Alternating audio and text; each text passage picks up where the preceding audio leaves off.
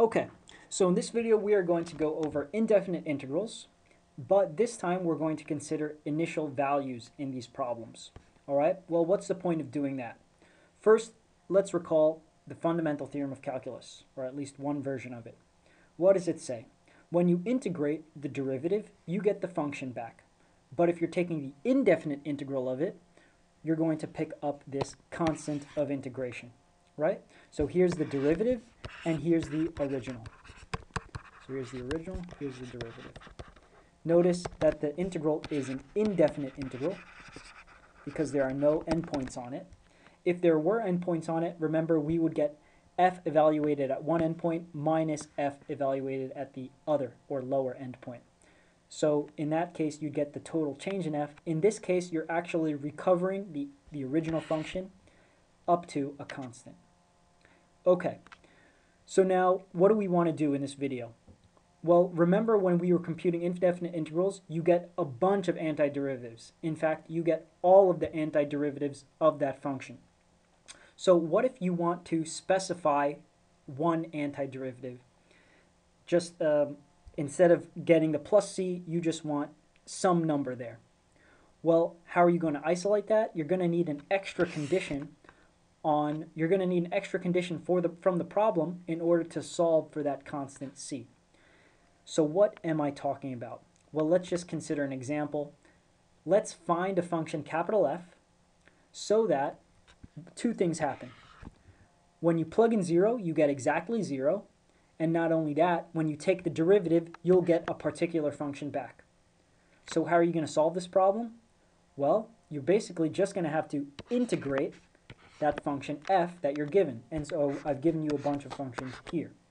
If you integrate that function, well, by the fundamental theorem of calculus, since it's the derivative of the capital F function that we want to find, then the fundamental theorem of calculus tells us we're going to get the original function back after we integrate it. All right? And now what's the purpose of this part right here, f of 0 being equal to 0? Well, you'll see. That's what's going to identify what the constant of integration has to be. So let's go ahead and do this. Little f has to be 4. So I want to find the antiderivative of that. Let's integrate f of x. So we integrate both sides. And what do we get? We get 4x plus c. That's what capital F of x should be, right? By the fundamental theorem of calculus. So now so there's my function f, but I don't know what that value c is. All right? So let's go ahead and use that fact that f, when you plug in 0 into capital F, you get 0. And when you do that, let's do the next step. So we get f of 0 equals 4 times 0 plus c. We know that that has to equal 0, and so c equals 0. And so the final answer is going to be, let's write it in blue, f of x equals 4x. And notice how that answer has no c's in it because we've identified right here that c has to be exactly 0. All right, let's do the same thing again for the next example. We integrate f of x, so we integrate both sides. And what we get is 4x plus x squared plus capital C. That's what our capital F should be.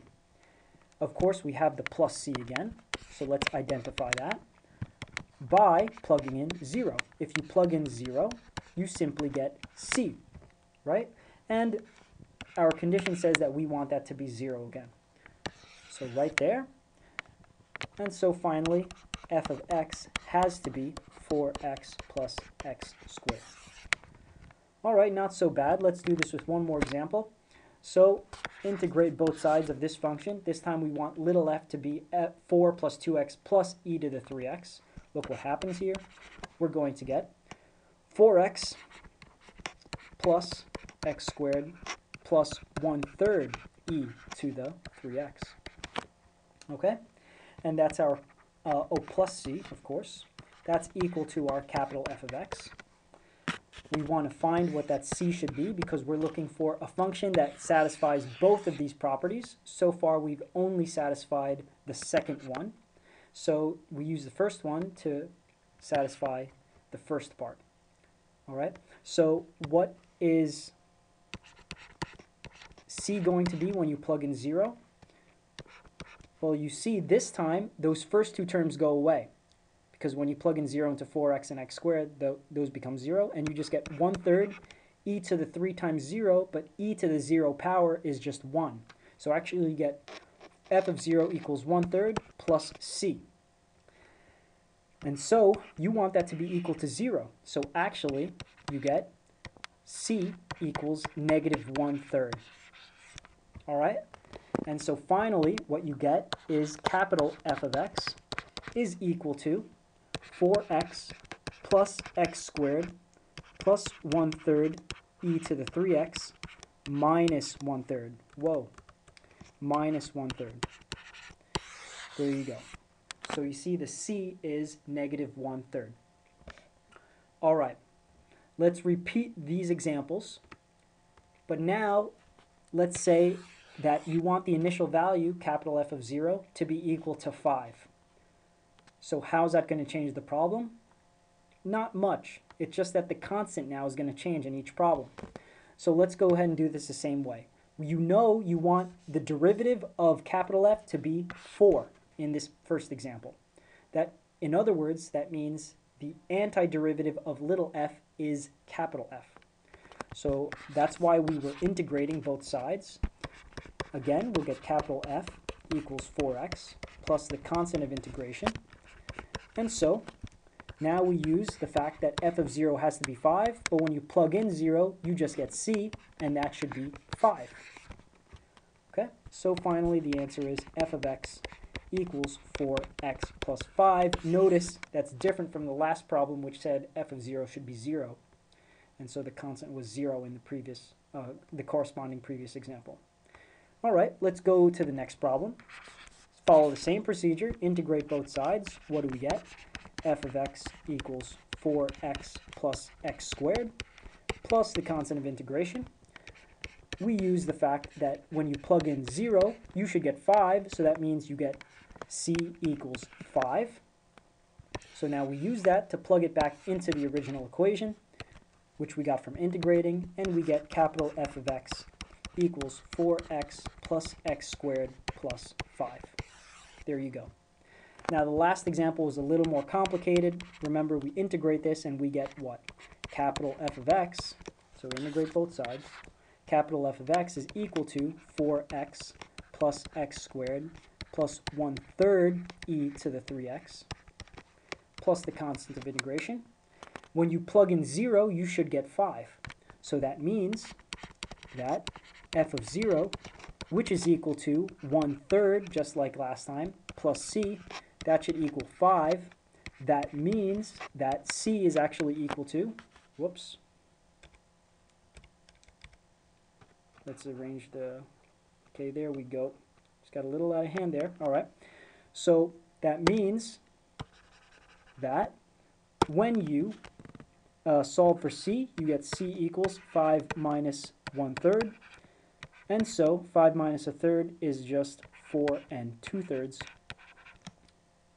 which is, of course, the same thing as 14/3. Okay? And so now we use that fact right here, that's what c is equal to, and plug it back into the original to get the final answer. F of x is equal to 4x plus x squared plus 1/3 e to the 3x plus 14/3. And there's your final answer. So it's a two-step procedure.